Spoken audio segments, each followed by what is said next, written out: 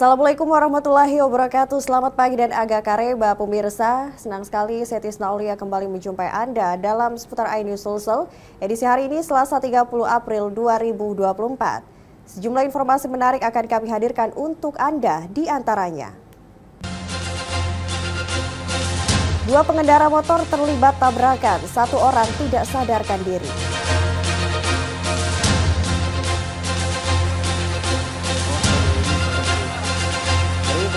Banjir bandang menerjang Mapolres Nrekang hingga terendam air.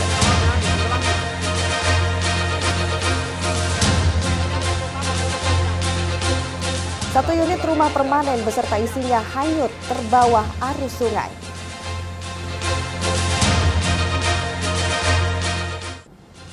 Bersama saya Tisna Aulia dan inilah seputar iNews Sulsel selengkapnya.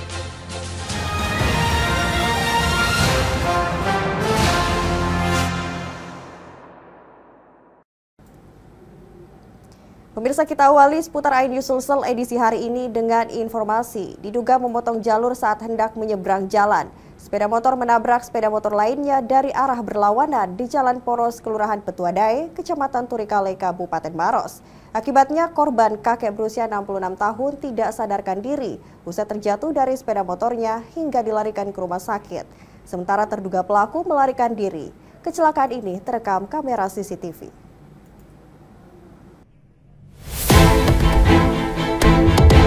Seperti inilah rekaman CCTV detik-detik sepeda motor menabrak sepeda motor lainnya di Jalan Poros, Kelurahan Petuadae, Kecamatan Turikale, Kabupaten Maros. Terduga pelaku yang menabrak kemudian kabur saat melihat korban terpental dari sepeda motornya. Kecelakaan ini sontak menghebohkan warga maupun pengendara lainnya yang melintas. Sejumlah warga di lokasi langsung menolong korban yang tidak sadarkan diri tergeletak di aspal. Kemudian dilarikan ke rumah sakit terdekat untuk mendapatkan perawatan medis. Kepolisian lalu lintas Polres Maros yang tiba di lokasi langsung melakukan olah tempat kejadian dan memeriksa sejumlah saksi beserta kondisi korban yang kini telah sadarkan diri. Setelah sebelumnya sempat mengeluarkan darah di bagian telinga dan dirawat di Rumah Sakit Umum Daerah Maros. Diketahui korban bernama Abdul Rajab, kakek berusia 66 tahun, seorang petani warga asal Jalan Tumalian, Kelurahan Adatongeng, Kecamatan Turikale, Kabupaten Maros. Sebelumnya kecelakaan ini berawal ketika korban yang mengendarai sepeda motor bergerak dari arah Kota Maros menuju ke Makassar. Namun naasnya saat tiba di lokasi, sepeda motor korban tiba-tiba ditabrak dari samping saat melintas di jalur lurus oleh sepeda motor lainnya yang hendak memotong jalur saat menyeberang jalan, hingga korban terpental ke aspal, sementara terduga pelaku kabur meninggalkan lokasi. Kalau korban dari mana sebelumnya? Maksudnya dia dari ini habis menghadiri pesta, kemudian mau pulang, termasuk pulang, kemudian pada di TKP ketemu kendaraan yang memotong. Saat ini kepolisian Satuan Lalu Lintas Polres Maros telah menerima laporan dari keluarga korban terkait peristiwa tabrak lari yang melibatkan 2 sepeda motor. Polisi juga masih menunggu itikat baik dari pemotor tersebut untuk menyelesaikan dan bertanggung jawab dengan kejadian ini. Dari Kabupaten Maros, Wahid Ruslan, iNews melaporkan.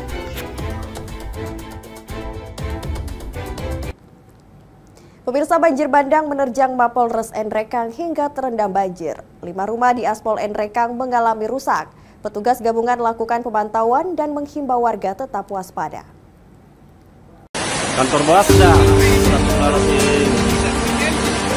Banjir bandang menerjang Kabupaten Nrekang pada Sabtu malam 27 April 2024. Dilaporkan ratusan rumah warga terendam banjir. Banjir bandang tersebut menerjang sejumlah titik di kota Nrekang. Selain banjir bandang, terjadi longsor di 2 titik di Kulinjang, Kecamatan Nrekang, serta pohon tumbang. Sementara itu, akses utama jalur transportasi terganggu. Mapolres Nrekang juga ikut tergenang banjir tersebut. Dilaporkan rumah warga juga ikut rusak tertimpa pohon tumbang di Kulinjang, Kecamatan Nrekang. Pihak TNI Polri bersama BPBD Nrekang terus melakukan pemantauan dan upaya evakuasi terhadap pohon tumbang dan longsor, serta banjir bandang yang membuat akses jalan Trans Sulawesi Poros Nrekang Toraja terputus. Diduga banjir bandang disebabkan oleh hujan yang mengguyur Kabupaten Nrekang selama beberapa jam, sehingga membuat air sungai meluap dan banjir bandang. terjadi 3 titik bencana. Yang pertama adalah longsor di wilayah Kulinjang, kemudian ada banjir bandang dari wilayah mulai dari Bambapuang sampai ke daerah Sungai Mabalo. Terjadi luapan air bandang dari daerah atas kilometer 2. Sementara itu, hujan masih terus mengguyur kota Enrekang. Dari Enrekang, Jufri Tonapa, iNews melaporkan.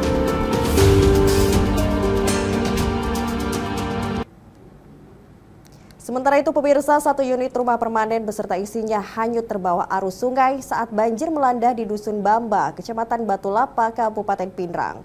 Rumah hanyut saat air mengikis pondasi bangunan yang berdiri di bantaran sungai yang meluap. Di bulan ini laba bulan ini. Innalillahi wa inna ilaihi laba bulan ini. Warga merekam detik-detik rumah salah satu warga di Dusun Bamba, Kecamatan Batu Lapa, Kabupaten Pinrang yang hanyut terbawa arus sungai. Banjir bandang melanda Kecamatan Batu Lapa pada Sabtu malam akibat dampak dari hujan deras yang mengguyur deras. Beruntung saat rumah tersebut terbawa arus air sungai, pemiliknya sudah berhasil menyelamatkan diri. Namun seluruh isi rumah ikut hanyut terbawa arus. Itu awalnya banjir itu jam 10, tapi puncaknya banjir itu jam 11 itu.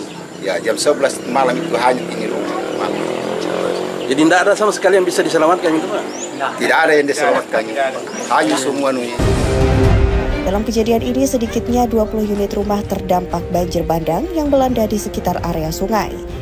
Sungai Bamba tidak mampu menampung debit air hujan sehingga meluap ke pemukiman warga. Selain itu, kondisi jembatan yang roboh saat banjir terjadi juga menjadi salah satu penyebab debit air meluap hingga ke rumah warga.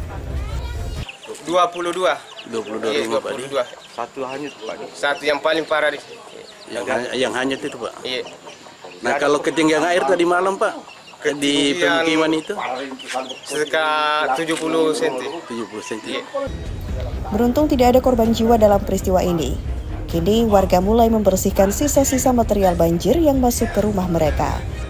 Dari Pinrang, Erwin Eka Pratama, iNews melaporkan. Beralih ke informasi lain, pemirsa, bayi perempuan ditemukan seorang pekerja di atas tumpukan kayu di Desa Pao-Pao, Kecamatan Tanetirlau, Kabupaten Baru. Bayi yang diduga sengaja dibuang oleh pelaku yang tak bertanggung jawab dalam kondisi sehat dan terbungkus kain sarung.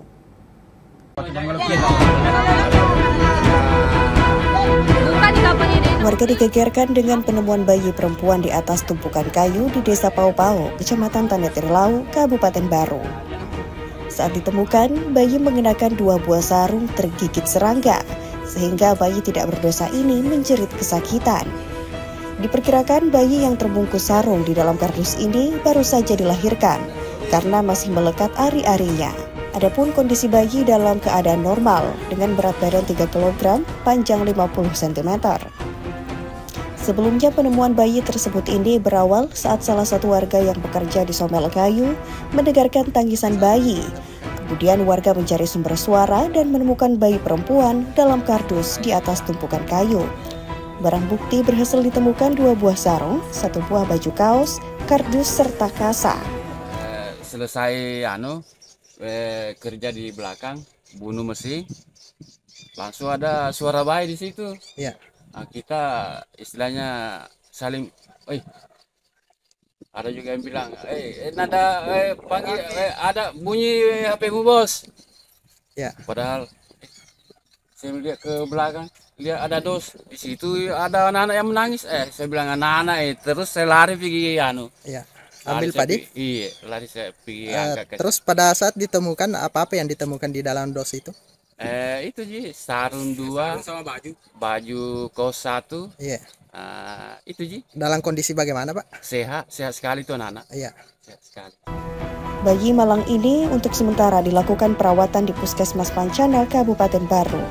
Sementara pihak kepolisian belum bisa memberikan komentar dikarenakan masih melakukan pencarian terhadap pelaku yang tega membuang bayi tidak berdosa ini. Dari Kabupaten Baru, Udit Syarudin, iNews melaporkan. Pemirsa, Wali Kota Makassar Muhammad Ramdan Pomanto melaksanakan pelepasan kontingen kafilah Kota Makassar dalam mengikuti ajang lomba MTQ 33 tingkat Provinsi Sulawesi Selatan yang diselenggarakan di Kabupaten Takalar 2 hingga 8 Mei 2024.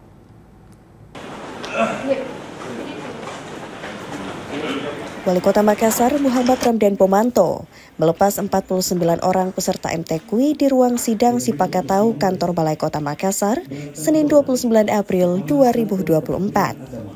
Dalam sambutannya, Wali Kota Makassar menyampaikan rasa optimisnya bahwa Kota Makassar bisa meraih juara 1. Wali Kota Makassar mengatakan, MTQ 33 kemarin yang diselenggarakan di Pinrang, Kota Makassar telah meraih juara 2 dan tahun ini berharap agar dapat meraih juara 1. Dani Pomanto menilai tidak sulit untuk merebut juara umum, melihat pola pembinaan yang selama ini dilakukan pemerintah kota. Sebab ada banyak kegiatan pemerintah kota yang fokus pada pendidikan Al-Quran, mulai dari tahfiz lorong hingga pengajian lorong. Pendidikan Al-Quran sendiri juga menjadi fokus pemerintah Kota Makassar melalui program penguatan keimanan umat dan jagai anak tak. Kita kemarin kalau tidak salah di Pinrang, kalau tidak salah, kita juara 2, jadi saya berharap kita bisa juara 1. Nah, saya sampaikan tadi sebenarnya membuat sebuah kafilah itu di Makassar tidaklah terlalu sulit karena kita banyak event-event Al-Quran, misalnya pengajian lorong, MTQ lorong, kita ada pendidikan hafizah lorong, banyak sekali event. Tinggal bagaimana merekrut teman-teman ini hingga menjadi tim yang kafilah yang kuat. 49 peserta yang berangkat ini sendiri mengikuti seluruh jenis lomba, diantaranya lomba tilawah dan remaja dewasa, musabaqah hifzul Quran atau MHQ, musabaqah qiraatil Quran, kaligrafi Al-Quran, musabaqah syahril Quran, musabaqah fahmil Quran, lomba karya tulis ilmiah Quran, tartil Quran anak dan tilawah cacat sensorik netra. Diketahui MTQ 33 tingkat Provinsi Sulawesi Selatan yang diselenggarakan di Kabupaten Takalar ini mengangkat tema mewujudkan generasi Qurani yang berakhlak menuju Indonesia emas. Dari Makassar, Ikra iNews melaporkan. Secara simbolis dari Badan Amil Zakat Nasional Kota Makassar kepada kafilah. Usai jeda, pemirsa, kami akan kembali hadir dengan informasi kapal feri dari Pelabuhan Bajoe menabrak 2 kapal kayu. Informasi selengkapnya usai jeda berikut, tetaplah bersama kami.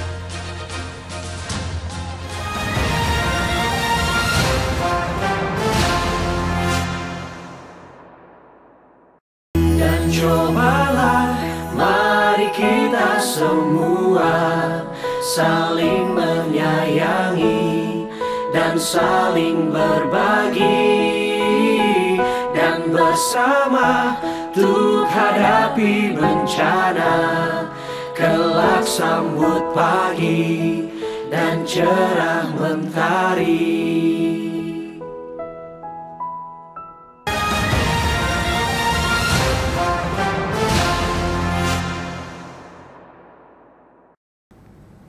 Terima kasih Anda kembali bersama kami di seputar iNews Sulsel. Pemirsa, bencana banjir di Kabupaten Luwu Utara masih merendam 35 desa di 7 kecamatan. Selain rumah dan rumah ibadah, sejumlah sekolah dan pusat pelayanan kesehatan masyarakat ikut terendam hingga terpaksa diliburkan.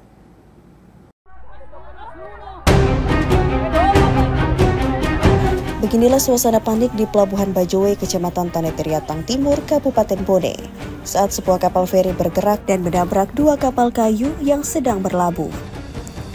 Akibatnya kedua kapal tersebut mengalami kerusakan retak pada bagian bawah kapal dan rusak pada bagian anjungan kapal. Hingga kapal kayu yang sudah akan berangkat berlayar terpaksa harus tertunda karena harus diperbaiki. Kedua kapal kayu tersebut KLM Tunas Muda 03 dan KLM Ria Harapan. Dalam video amatir terlihat kapal feri KMP Mishima bergerak maju dan menabrak kapal yang ada di depannya. Bahkan KMP Mishima berusaha mundur, namun KMP Mishima kembali menabrak kapal yang ada di belakangnya. Kepala Cabang PT Jamlo Ferry Asnur Aini mengatakan bahwa KMP Mishima mengalami masalah kelistrikan pada bagian kemudi hingga tidak bisa dikendalikan. Kemudi kapal bisa dibelokkan, tapi pada bagian bawah kemudi tidak bisa belok, sehingga kapal Misima ini menabrak 2 kapal kayu yang sedang bersandar di dermaga pelabuhan rakyat. Pihaknya belum bisa menaksir kerugian yang dialami pada insiden tersebut. Namun pihaknya akan bertanggung jawab dan melakukan ganti rugi terhadap 2 kapal kayu yang rusak. Tiba-tiba itu ada listrik di kemudi bermasalah, sehingga ya tiba-tiba kemudi tidak bisa berfungsi dengan normal. Tapi setelah itu sudah normal kembali, sehingga kapal kita sandarkan di dermaga untuk membongkar muatan. Kejadian tersebut Pak, ada apa? Informasi korban jiwa nihil, cuman ada tadi informasi yang kami terima itu 2 kapal kayu yang pada anjurannya ada agak retak atau pecah ya. Sementara kami lihat kerusakannya apa, nanti kami selesaikan secara kekeluargaan dengan pihak pemilik kapal. Beruntung dalam peristiwa tersebut tidak ada korban jiwa. Namun akibat insiden ini, KMP Ria Harapan terpaksa harus membongkar muatan kapalnya karena harus diperbaiki dahulu. Padahal kapal kayu tersebut sudah akan berlayar hari ini. KMP Misima yang mengangkut 174 orang penumpang, 7 truk besar, 3 truk sedang, 2 kendaraan kecil, dan 29 motor, tertunda keberangkatannya karena seluruh muatan harus dipindahkan ke kapal lain di KMP Kota Bumi. Dari Kabupaten Bone, Bulan Sri Indramaya, iNews melaporkan.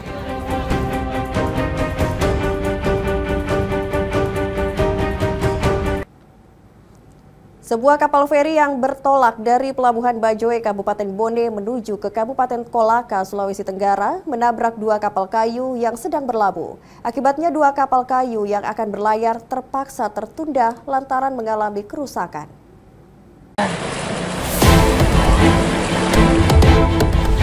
Bencana banjir di Kabupaten Luwu Utara masih merendam ribuan rumah, akses jalan hingga fasilitas umum seperti rumah ibadah dan sekolah. Seperti halnya yang terjadi di Desa Wailawi, Kecamatan Malangke Barat. Tingginya genangan yang menggenangi sekolah membuat pemerintah memutuskan meliburkan para siswa. Tidak hanya itu saja, banjir ikut merendam puskesmas sehingga proses pelayanan dihentikan dan digantikan dengan memberikan layanan kesehatan dari rumah ke rumah. Tingginya intensitas curah hujan di daerah itu membuat sejumlah tanggul yang ada di Sungai Rongkong, Sungai Lampuawa, dan Sungai Baliase meluap ke pemukiman penduduk. Berdasarkan hasil asesmen sementara, pihak BPBD Luwu Utara mencatat bencana banjir yang berkepanjangan membuat lebih dari 200 cabang anak sungai terbentuk sebagian kini sudah menjadi dasar aliran sungai. Kondisi ini terjadi akibat adanya pendangkalan aliran sungai induk yang dipicu penumpukannya material pasir dari hulu saat terjadi banjir bandang beberapa tahun lalu. Dari Kabupaten Luwu Utara, Nasruddin Rubak, iNews melaporkan.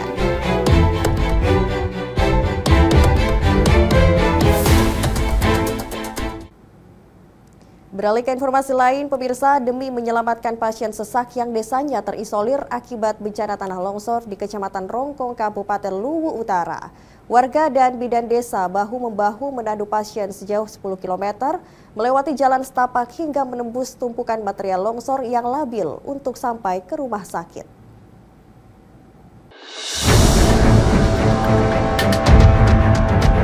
Warga desa Minanga, Kecamatan Rongkong, Kabupaten Luwu Utara, bahu-membahu menandu Yuliana, 50 tahun, pasien yang menderita sesak. Pasien ditandu dengan berjalan sejauh 10 km dari desa Minanga, melintasi tumpukan material longsor menuju desa Komba.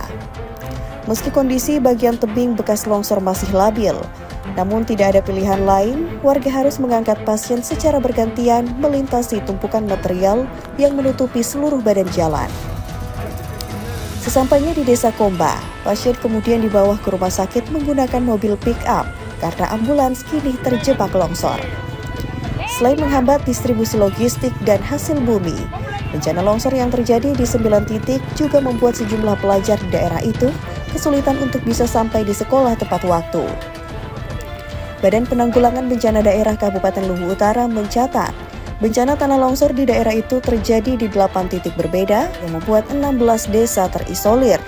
4 desa berada di Kecamatan Rongkong dan 12 lainnya berada di Kecamatan Seko.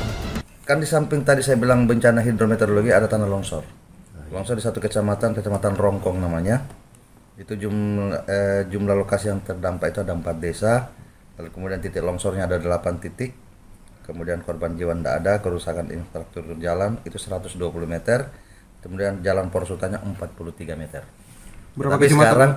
Tapi sekarang berkat komunikasi yang intens oleh Ibu Bupati ya bersama Abang Pausi tadi, dia langsung menelpon ke balai. Alhamdulillah tadi siang sudah mobilisasi alat berat ke sana. Berapa kecamatan Pak yang terisolir akibat? Selain Rongkong, sebagian desanya tentu Seko secara keseluruhan. Ya. Badan Penanggulangan Bencana Daerah Kabupaten Luwu Utara mencatat bencana tanah longsor di daerah itu terjadi di 8 titik berbeda yang membuat 16 desa terisolir. 4 desa berada di Kecamatan Rongkong dan 12 desa lainnya berada di Kecamatan Seko. Dari Kabupaten Luwu Utara, Nasruddin Rubak, iNews melaporkan. Pemirsa, Ketua TPPKK Kota Makassar, Indira Yusuf Ismail, memberikan motivasi melalui BIMTEK peningkatan kapasitas kelembagaan kepada seluruh tim penggerak PKK Kecamatan Panakukang di auditorium kantor TPPKK Kota Makassar. Ketua tim penggerak PKK Kelurahan. Ketua TPPKK Kota Makassar, Indira Yusuf Ismail, membuka BIMTEK peningkatan kapasitas kelembagaan bagi pengurus PKK sekota Makassar di auditorium kantor TPPKK Senin siang. BIMTEK ini sendiri sudah diselenggarakan sejak 22 April hingga dilaksanakan hingga 7 Mei 2024 yang diikuti oleh seluruh pengurus PKK kecamatan dan kelurahan secara bergilir.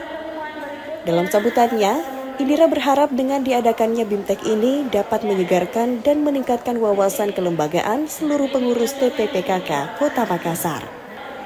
Selain itu, Indira juga menyampaikan tujuan kegiatan ini untuk meningkatkan kapasitas pengurus, juga menjadi forum untuk mensinergikan program kerja antara pengurus TPPKK Kota, Kecamatan, dan Kelurahan.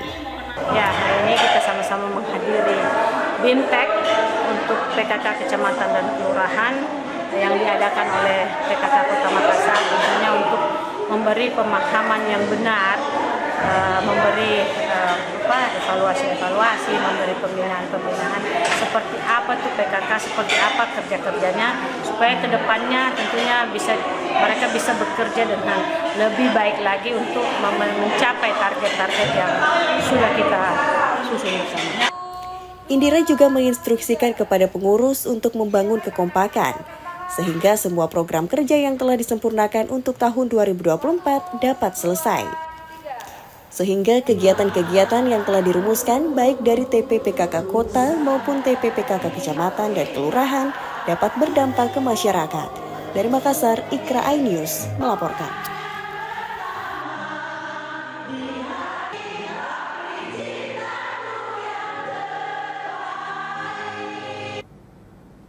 Menteri ATR BPN Agus Harimurti Yudhoyono atau AHY merespon rencana Komisi 2 DPR RI untuk memanggil dirinya terkait 2086 hektar lahan untuk pembangunan Ibu Kota Negara atau IKN Nusantara yang masih bermasalah.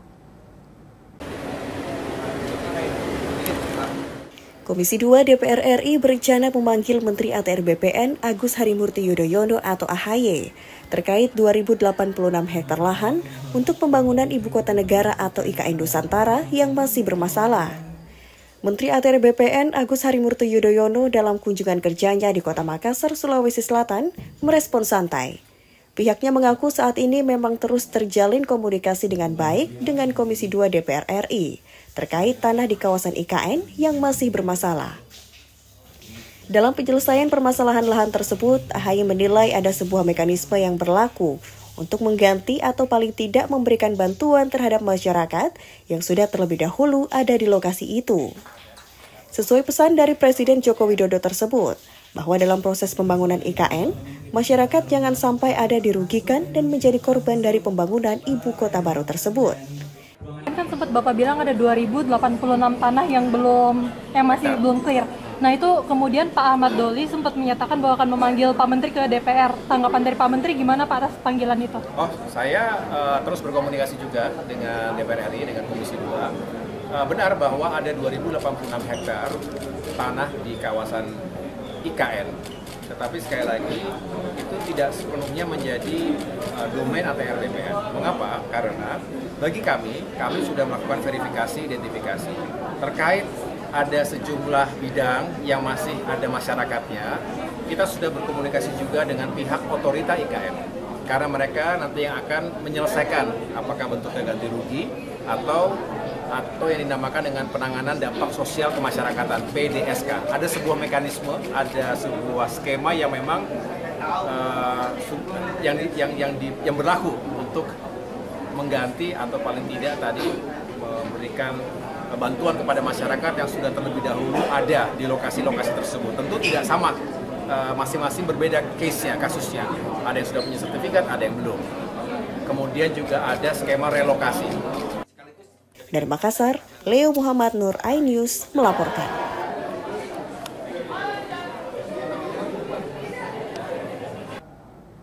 Pemirsa, informasi tadi sekaligus menutup perjumpaan kita dalam seputar iNews Sulsel edisi hari ini. Terima kasih atas perhatian Anda. Saya Tisna Aulia beserta seluruh kerabat kerja yang bertugas pamit. Wassalamualaikum warahmatullahi wabarakatuh dan sampai jumpa.